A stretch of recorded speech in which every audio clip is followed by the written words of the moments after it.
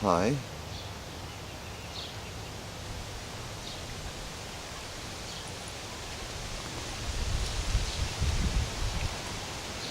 You're my one way. You're my one way. The pure in heart shall see God. You're my one way. You're my one way. The pure in heart shall see God. Says Rich Mullins. That was what Rich Mullins said. And we're getting into a part of the scripture that says that.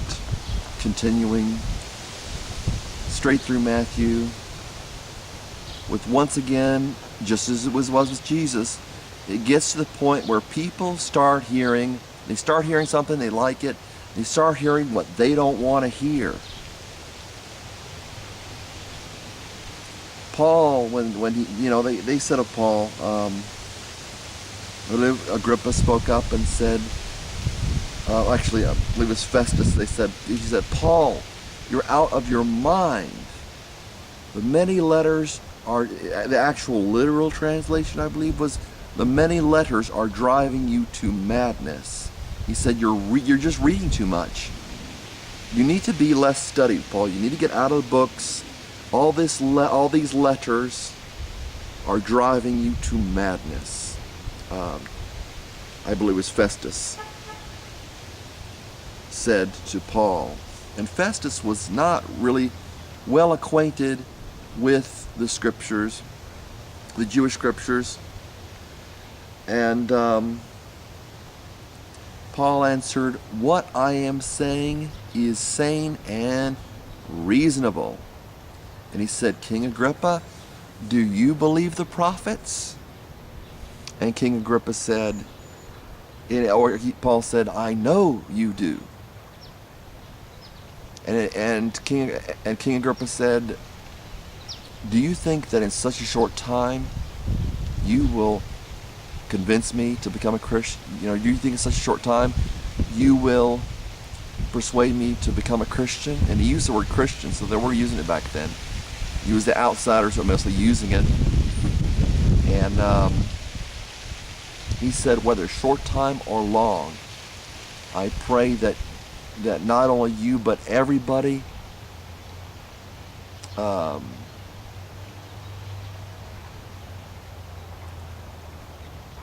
basically within the sound of my voice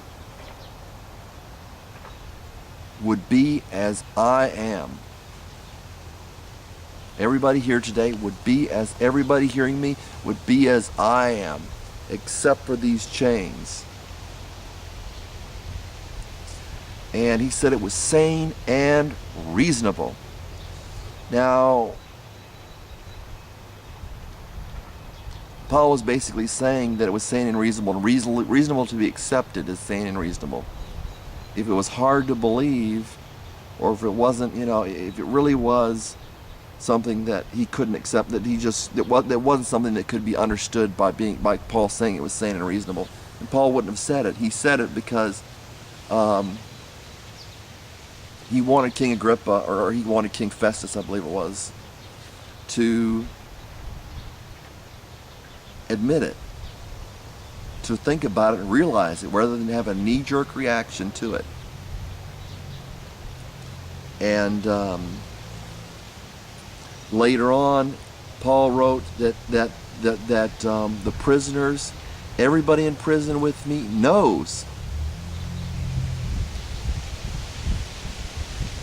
that I am in chains for the gospel. And I ask you today, how many preachers do you know that are in jail? I've been in jail, and I'm proud of it. How many preachers do you know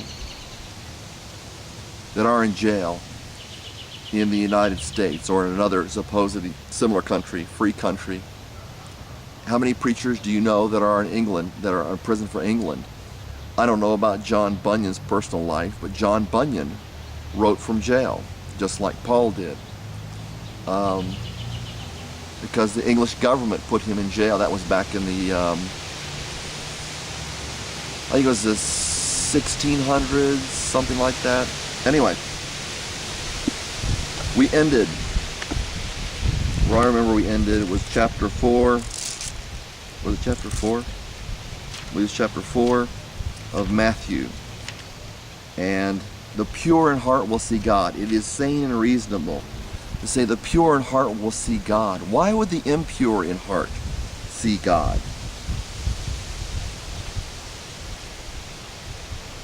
That is sane and reasonable. And people talk to me like, well, they don't know very much.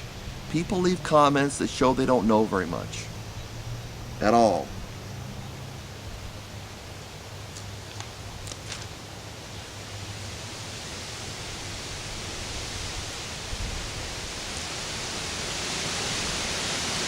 Actually,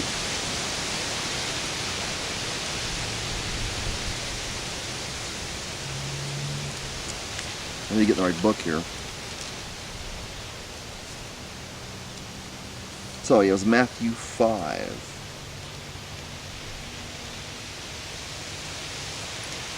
Do you have someone who has something against you? I was starting on the verse 25.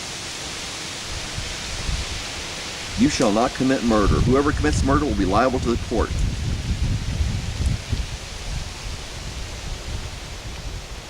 Unless your righteousness surpasses that of the scribes and Pharisees, you will not enter the kingdom of heaven.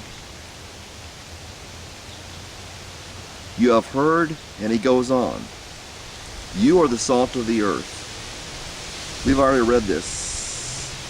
Blessed are the poor in spirit, for theirs is the kingdom of heaven. Blessed are the more gentle. I went through all this. Thirst. And this, blessed are the merciful. Blessed are the pure in heart. How can you be, now is that pure in heart sometimes? Kind of like saying, blessed are you tall. Unless something happens, you should remain tall. Blessed are the pure in heart. People say, well, I'm pure in heart sometimes. Or they say, I'm pure in heart, but I sin.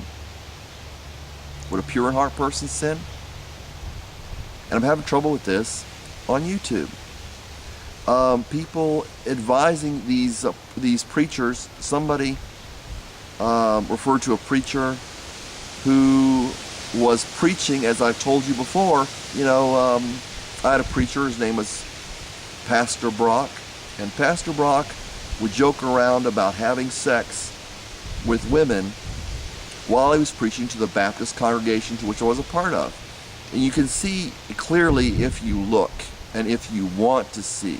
The problem is people don't look and they don't want to see that when you're preaching about having sex with women in the congregation, he said some people feel, or some preachers, they're tempted, they're led astray by a woman in the front row, and he starts laughing. Some people think there's a devil behind every bush, and he starts laughing. If that doesn't get you excited, your wood's wet, and he starts laughing. And while this may not be comprehensible to all the listeners, he is preaching sin, which is exactly the kind of message you're getting from preachers that no, you don't have to be pure in heart. Jesus said, what is impossible for man is possible with God. What is impossible with man is possible with God. All things are possible with God. And yet the conversion of you is not. I don't believe it. It says, blessed are the pure in heart, because, or for, they shall see God, or they will see God. Who of you, verse 10, chapter 5, Matthew, persecuted for the sake of righteousness, for theirs is the kingdom of heaven. If you're not persecuted for the sake of righteousness, is yours the kingdom of heaven? Blessed are the pure in heart. When somebody says, well, I lust or whatever, and they say that, is that pure in heart? People, you people sound like lawyers a lot of times. A lot of you with your attitudes. You sound like, well, I can be pure in heart even though I sin.